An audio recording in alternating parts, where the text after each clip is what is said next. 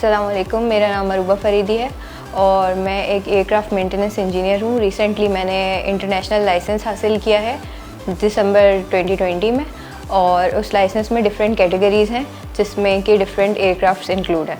आज अब तक कहानी में हम आपको मिलवाने ले जा रहे हैं पाकिस्तान की कम उम्र तरीन एरोस्पेस फीमेल इंजीनियर का एजाज रखने वाली 23 साल अरूबा फरीदी से, जो कराची के इलाके गुलशन हदीद की रिहायशी हैं। इनके वालिद पाकिस्तान स्टील मिल के मुलाजिम हैं। 5 बहन भाइयों में तीसरे नंबर पर मौजूद अरूबा बचपन से ही बरकी आलात से खेलने का शौक रखती हैं और वालिद की बदौलत उन्हें इस शोबे में जाने का शौक हुआ।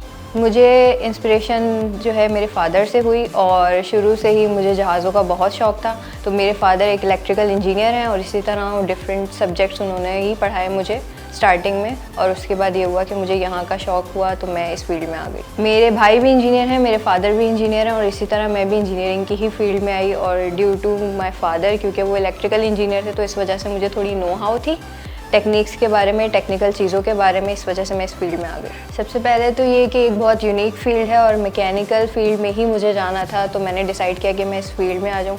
इसके अलावा फ़ीमेल्स के लिए इस फील्ड में थोड़ी सी प्रॉब्लम्स हैं स्टिल, क्योंकि फ़ीमेल्स आगे नहीं आती। और ड्यू टू ये जर्नी मैंने इस तरह से स्टार्ट की क्योंकि जैसे मैंने आपको बताया कि मेरे फादर ही मेरी इंस्पिरेशन है, उन्होंने मुझे इस फील्ड के बारे में गाइड किया। और दूसरा ये कि ये फ़ील्ड बहुत यूनिक थी, इस वजह से मैंने सोचा कि मैं ये फ़ील्ड ज्वाइन करती हूँ। जी बिल्कुल, मैं पाकिस्तान का नाम भी रोशन करना चाहती थी और दूसरा मुझे ये पता चला था कि ये एक नई फील्ड है, नई इस तरह से क्योंकि ये जो लाइसेंस है वो इंटरनेशनल लाइसेंस है और मैं चाहती थी कि सबसे पहले मैं अचीव करूँ।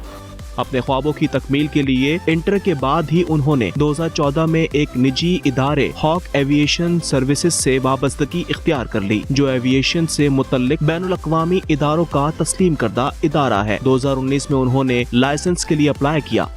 बेसिक लाइसेंस हासिल करने के लिए अगर आप पिस्टन इंजन एयरक्राफ्ट का लाइसेंस हासिल करें तो उसके लिए 3 इयर्स का एक्सपीरियंस रिक्वायर्ड है पाकिस्तान से, और अगर आप गैस टरबाइन इंजन का लाइसेंस हासिल करें उसके लिए एक्सपीरियंस 5 इयर्स रिक्वायर्ड है पाकिस्तान से। तो मैंने ओवरऑल 5.5 इयर्स का एक्सपीरियंस सबमिट करवाया था।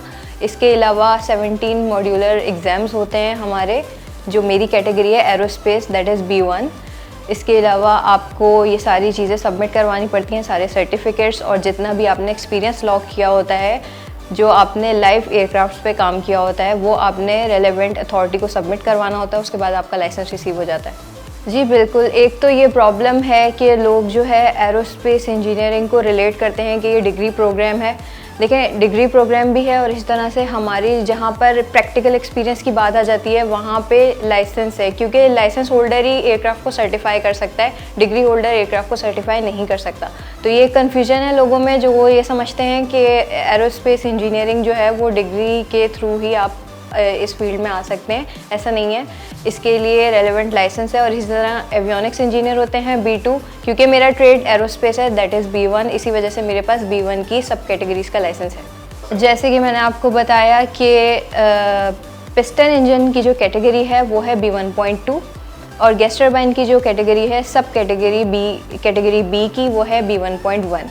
इसी तरह मैकेनिक लाइसेंस के लिए कैटेगरी A है जिसमें A1 और A2।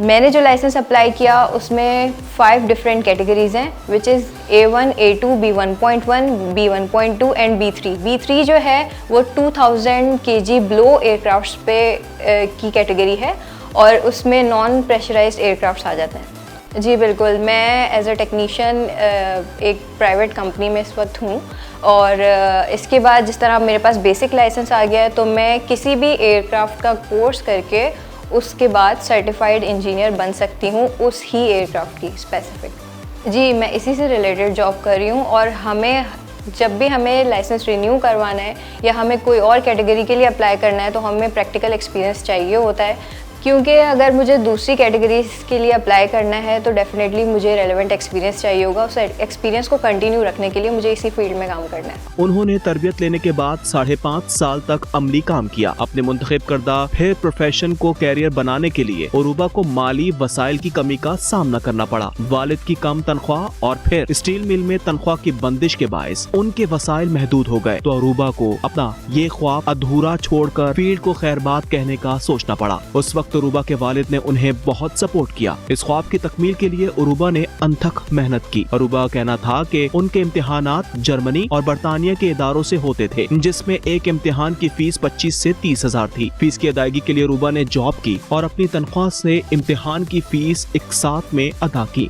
मैं चाहती हूँ कि डिफरेंट अपॉर्चुनिटीज़ होनी चाहिए उन सारे स्टूडेंट्स के लिए जो कि इस वक्त मेहनत कर रहे हैं, और एज अ लाइसेंस रिसीव करना is not an easy task for me और जो भी मेरे जूनियर्स इस वक्त आ रहे हैं। तो मैं चाहती हूँ कि पाकिस्तान को स्पेशली अपने स्टूडेंट्स को सपोर्ट करना चाहिए, ना कि वो बाहर जाके अप्लाई करें और बाहर की एयरलाइंस के लिए काम करें। जब इतना टैलेंट यहाँ पाकिस्तान में मौजूद है तो उनको चाहिए कि पाकिस्तानी स्टूडेंट्स को सपोर्ट करें और आगे प्रोसीड करें। रिसेंटली जैसे आपने देखा होगा, पाकिस्तानी एविएशन की कुछ मसले मसाइल इस तरह के हैं कि हम आगे अप्लाई नहीं कर सकते। मेरा इरादा है कि मैं पाकिस्तान में काम करूं और पाकिस्तान की गवर्नमेंट और एयरलाइंस हम स्टूडेंट्स को सपोर्ट करें। अदरवाइज़ अगर यहाँ नहीं हो सका तो डेफिनेटली मैं बाहर अप्लाई करूंगी, क्योंकि मेरा लाइसेंस इंटरनेशनल है और डिफरेंट कैटेगरीज़ में मैं इसके थ्रू काम कर सकती हूँ।